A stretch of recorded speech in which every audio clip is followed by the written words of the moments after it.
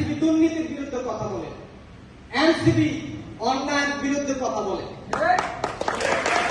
2024 সালে গণঅভ্যুত্থানের সময়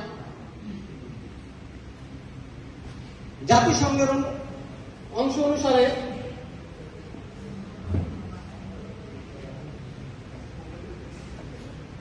আহ 1400-এর উপরে মানুষ শহীদ হয়েছে, অসংখ্য মানুষ পঙ্গু হয়েছে। গত কিছুদিন আগেও আমাদের এক ভাই চোখ উঠে ফেলা হয়েছে।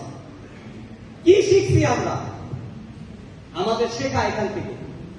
আজ হয়তো আমরা ক্ষমতায় নাই, আগামীতে আসবো, আমরা 2036 সালের পদক্ষেপ নিয়েছি। ইনশাআল্লাহ 36 সালে আমরা সরকার গঠন করব। ইনশাআল্লাহ ভাই, 36 সালে যেন সরকার গঠন করার পরে আমাদের চোখে আঙ্গুল কেউ না দিতে পারে, এই পদক্ষেপ আমরা নেব ইনশাআল্লাহ। আমরা কারো গোলামি করব না, না ইন্ডিয়া, না পাকিস্তান, না আমেরিকা। আমি মুসলমান, এনসিপি করি বাংলাদেশকে রক্ষা করার জন্য।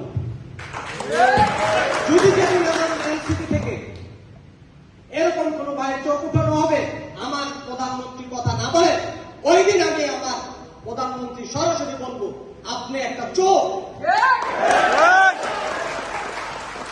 ওই দিন আমি সাথে সাথে নিজে দল গঠন করবো ইনশাআল্লাহ।